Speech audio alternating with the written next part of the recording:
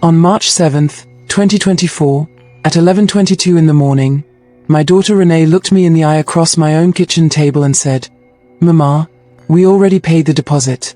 You're going Thursday." I'm Claudette Miriam Okafor. I'm 71 years old. I said, "Okay." I didn't cry. I didn't beg. I folded my hands on the table and I said okay, the same way I'd been saying okay to that family for 43 years. What Renee didn't know was that she had just made the most expensive mistake of her life. Not for me. For her. If you leave this video right now, you will never understand why the quietest person in the room is always the most dangerous one. And once you hear what happened inside that nursing home on night 1, you won't be able to unhear it. Kindly hit the subscribe button so that others can also enjoy beautiful stories like this. Just like you. Stay with me. Now before I tell you what happened in that nursing home on night 1, I need you to understand what they were actually after. Because this was never about me. It was about the house. 847, Sycamore Terrace, Decatur, Georgia. 4 bedrooms, 2.5 baths.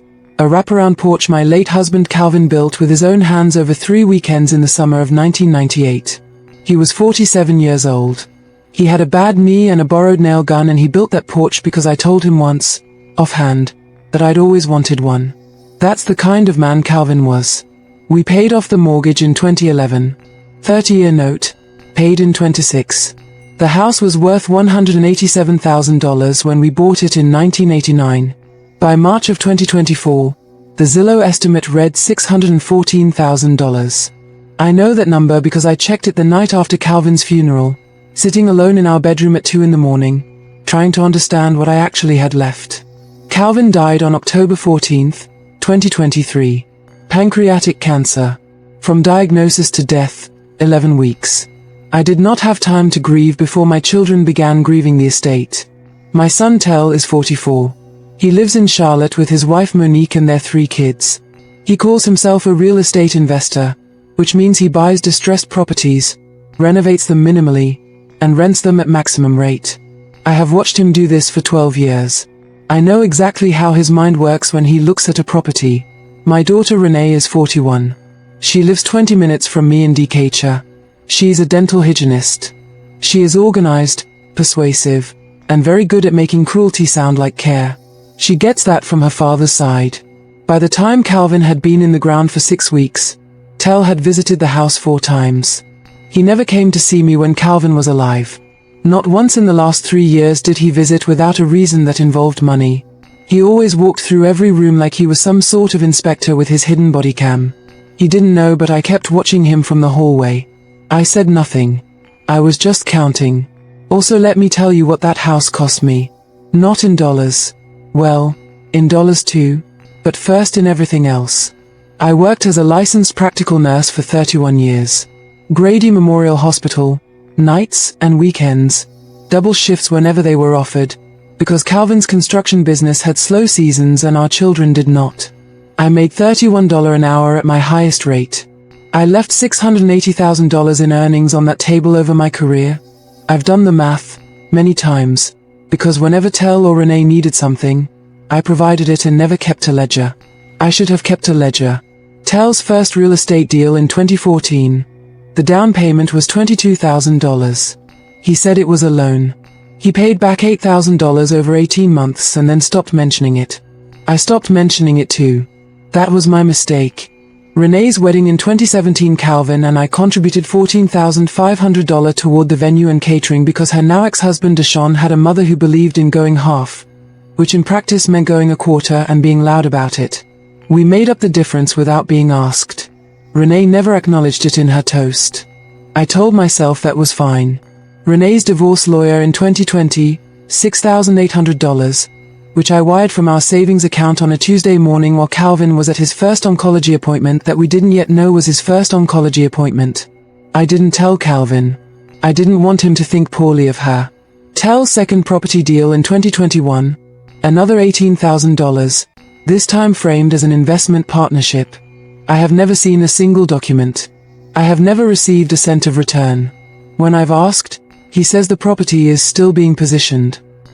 I have stopped asking.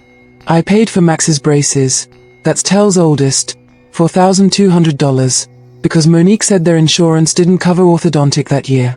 I paid for Renee's car repair after the accident she didn't want on her insurance, $2,900.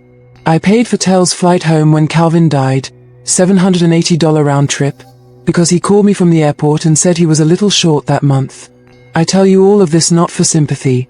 I tell you so you understand that when Renee sat across from me at my kitchen table on March 7th and told me I was going into a nursing home on Thursday, it was not a sudden act of cruelty. It was the logical conclusion of 43 years of me teaching my children that my needs came last. I had paid, at minimum, $70,180 toward their lives out of my own savings since 2014 alone. That's not counting the years before I started keeping loose track. That's not counting the unpaid labor of raising them, the medical decisions I made for them, the nights I stayed up worrying about them. That's just the dollar figure I can confirm. I told myself they were good children who were occasionally thoughtless. What I had not yet admitted to myself was that they were thoughtful people who had decided I was a resource rather than a person. There is a difference. It took a $67 a night nursing home room to make me finally see it clearly. The Sunrise Gardens Memory and Rehabilitation Center charged $4,800 a month for a semi-private room. Renee had selected the semi-private, not the private. The private was $5,400. The $600 difference, she explained, was not worth it for a temporary situation. When I asked how long the temporary situation was expected to last, she said, "Just until we sort out the estate, Mama. You don't need to worry about the details." I sat with that sentence for a long time after she left. You don't need to worry about the details. In 31 years of nursing, I had learned that the people who tell you not to worry about the details are always the people who are counting on your ignorance of them. Thursday came. Renee drove me in her Hyundai Sonata. She played gospel music the entire 40-minute drive and made small talk about her co-worker's upcoming baby shower. I watched the highway pass and I did not speak much. She filled the silence the way guilty people do, completely. My room at Sunrise Gardens smelled like industrial cleaner and something underneath it that the cleaner was trying to cover. My roommate, a woman named Edith, was 84, mostly deaf, and spent her afternoons watching Wheel of Fortune at full volume. The window faced a parking lot. The bathroom had a plastic chair in the shower. Renee hugged me at the door. She said, "I'll come see you Sunday." She did not come Sunday. I sat on my narrow bed that first evening and I did not cry, because I have spent my whole life crying in private and not allowing it to change anything, and I had decided, somewhere on that highway, that I was done with that particular habit. Instead I thought about the voicemail. The one that had come in on March 4th, 3 days before Renee's announcement, from a number with a 404 area code I didn't recognize. "Mrs. Okafor, my name is James Whitfield.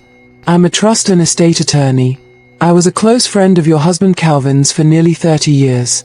He asked me to reach out to you directly, and only to you, if he passed before you did. I believe there are some things you need to know. Please call me back at your earliest convenience." Calvin was very specific that this call should come before any estate proceedings begin. I think you'll understand why when we speak. I had listened to that message 3 times before Renee arrived to pack my bags. I had not called back yet. I had been waiting, the way you wait when you already sense that what someone is about to tell you is going to require you to be standing on solid ground before you hear it. Sitting on that narrow bed in Sunrise Gardens, on the night of March 7th, 2024, I finally felt solid enough. I called James Whitfield back at 8:43 p.m. He answered on the second ring. Something had crystallized in me on that drive. Not anger. Not grief. Something older and colder and far more useful than either. A clarity I hadn't felt in years. I knew exactly what I was going to do. I just didn't know yet how large it was going to be. "Mrs. Okafor," James Whitfield said. "Calvin came to me 14 months ago. September 2022. He had just gotten a result from a routine physical that concerned him, and he wanted to make arrangements before things progressed. He was very clear about one thing. Whatever he set up was for you, and only for you, and no one, including your children, was to know about it until the time was right." I asked him what Calvin had set up. There was a brief pause on the line. "Mrs. Okafor, are you somewhere private?" I looked at Edith, asleep with Wheel of Fortune still running. "Private enough," I said. Calvin, it turned out, had been carrying a secret for 22 years. In 2002, Calvin's construction business had partnered on a commercial development project in Gwinnett County, a small strip mall, unremarkable, the kind that anchors a suburban corner with a dry cleaner and a nail salon and a sandwich shop. Calvin had taken a 30% ownership stake in that LLC in lieu of payment on a job the developer couldn't fully cover in cash. He had never told me. He said, in the letter James read me that night, a letter Calvin had written in his own hand and left with James in September 2022, that he hadn't told me because he wasn't sure what it was worth yet, and he didn't want to get my hopes up, and then he just kept not telling me because keeping it separate had felt like keeping something safe. That strip mall had been sold in 2019 as part of a larger commercial portfolio acquisition. Calvin's 30% stake had converted to a cash-equivalent position held in a private LLC James managed on his behalf. The value of that position, as of March 2024, was $1.4 million. Calvin had also, separately, taken out a life insurance policy in 2018, a policy Tel and Renee did not know existed, naming me as sole beneficiary. The payout was $340,000. Total, $1,740,000. In accounts and instruments that had never touched the estate Tel and Renee were circling. I sat on that narrow bed and I let the number settle over me like something physical. While I had been paying Tel's down payments and Renee's lawyer fees and living carefully and clipping coupons on a fixed income after retirement, Calvin had been quietly building a wall around me. He had known for years, that our children were the kind of people who would eventually try to take what wasn't theirs. And he had built me a door out. Calvin told me, James said, that if you were calling me, it meant things had gotten bad enough. He said, and I'm reading directly, Claudette has spent her whole life taking care of everybody else. If she's calling you, it means she finally decided to take care of herself. Help her do that. Don't let anybody slow her down. I pressed my hand flat against the rough blanket on the nursing home bed and I breathed. Mr. Whitfield, I said, what do I need to do first? He told me he'd been expecting that question. He said Calvin told him I'd ask it exactly that way, not asterisk what do I do, but what do I do first? Efficient. Ordered. Nurse's brain. He said, first, you're going to need to come to my office. Second, you're going to need to decide what you want to do about the house. I told him I'd be there Monday morning. Then I set my phone down and looked at the parking lot through my window for a long time. Calvin. That man had loved me in ways I was still discovering after he was gone. James Whitfield's office was on Peachtree Road, 14th floor, a corner suite that looked out over the city. He was 66, black, broad-shouldered, with reading glasses he kept pushing up with one finger. He had the energy of a man who did not waste time. He slid a folder across his desk before I'd finished sitting down. Calvin retained me as both estate attorney and as manager of the Gwinnett LLC. I've been waiting 11 months to make that call to you. Your son contacted our office twice after Calvin's death, looking for any secondary estate instruments. We told him we had no information relevant to him, which was true. I asked him if Tel had pushed back. He hired someone to look into it. Amateur-level search. Found nothing. Calvin was careful. James laid out the strategy in 4 steps. He had prepared it in advance. Calvin had authorized a full preliminary plan to be ready the moment I called. Step 1. Establish my independent legal representation, separate from the estate proceedings Tel was managing through Douglas. Through the family attorney. Step 2. File for my spousal elective share under Georgia law, which entitled me, regardless of any will provisions, to a percentage of Calvin's total estate. The will Tel had shown me, leaving the house primarily to him and Renee with a small cash provision for me, was not the end of the story. It was the beginning of a conversation. Step 3. Liquidate the LLC position on my timeline, not theirs. Step 4. And James paused here, and set down his pen.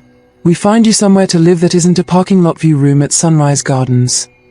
I told him I appreciated that. He said, elder financial exploitation is personal for me, Mrs. Okafor. My mother lost $210,000 to a situation not entirely unlike yours.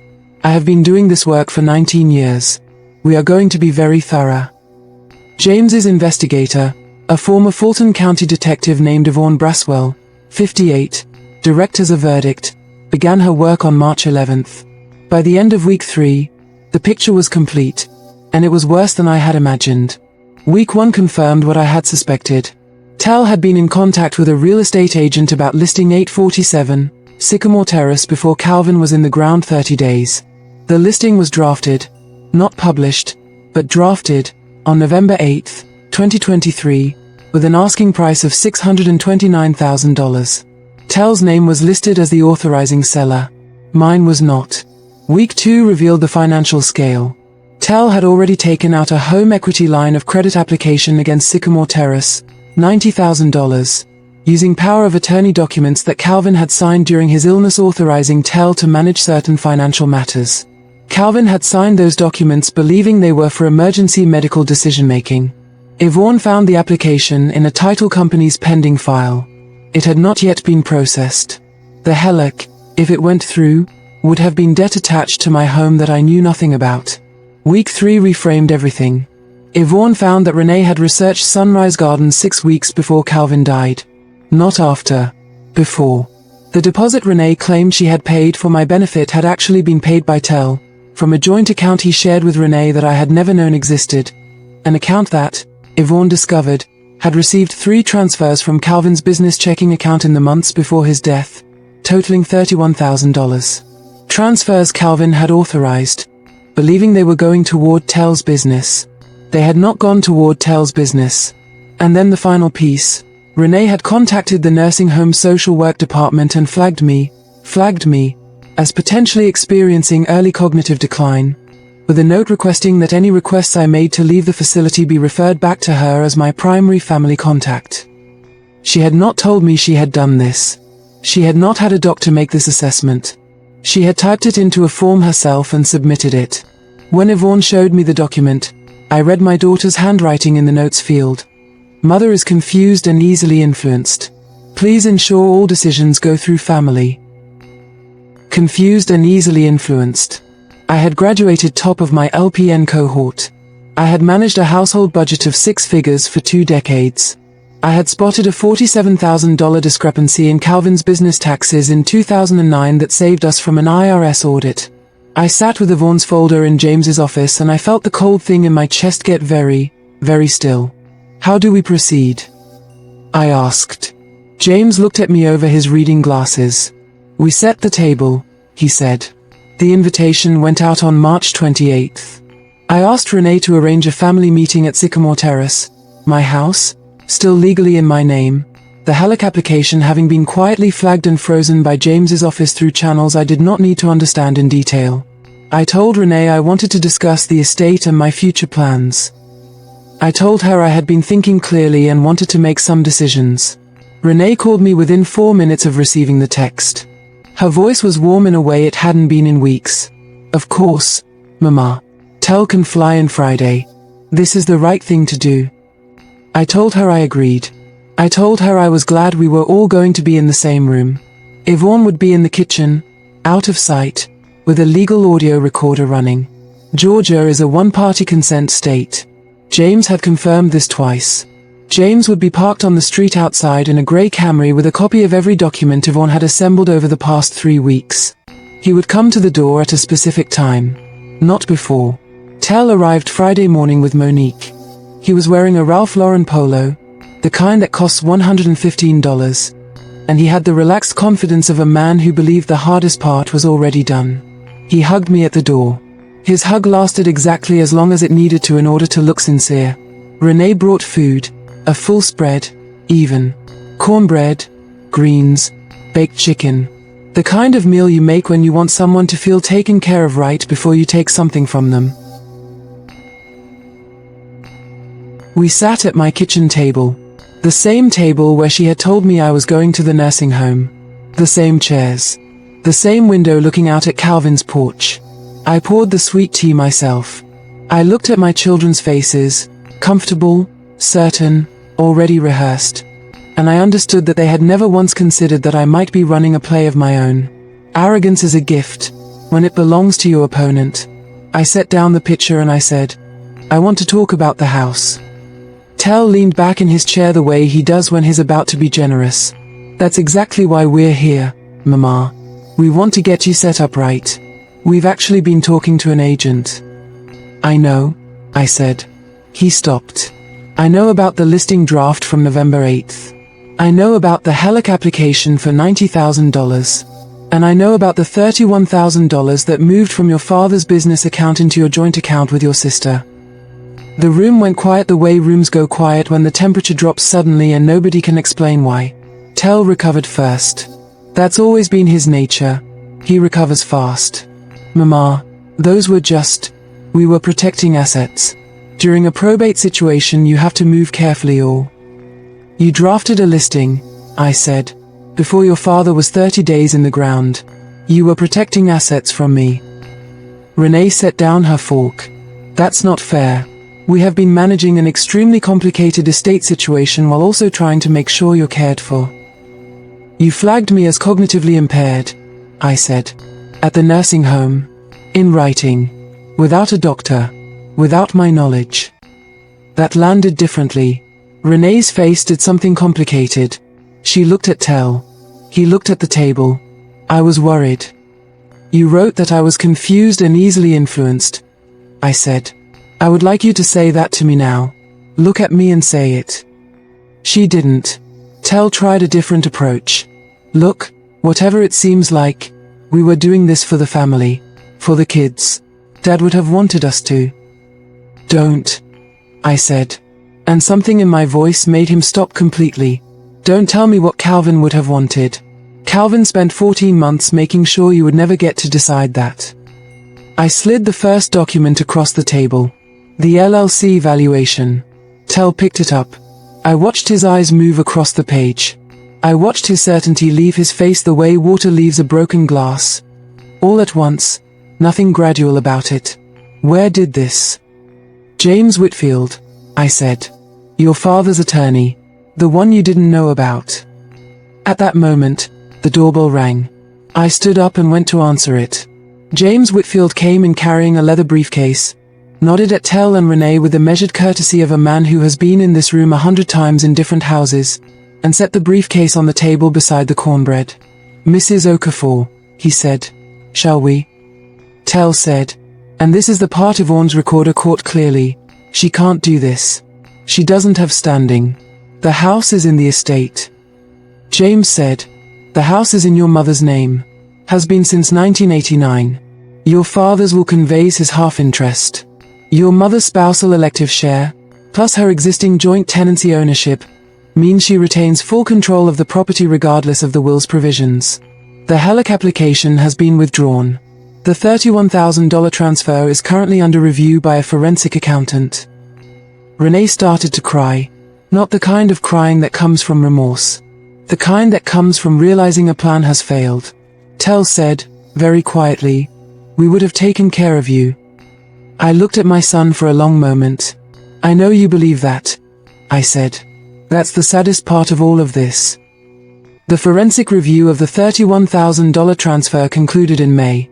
James negotiated the terms directly, because the transfer had involved funds from a jointly held business account, and because Calvin's signature had been obtained under what the attorney characterized as materially misleading circumstances. Tel returned $31,000 to my accounts within 60 days as part of a written agreement that also included a full accounting of any other business account activity during the last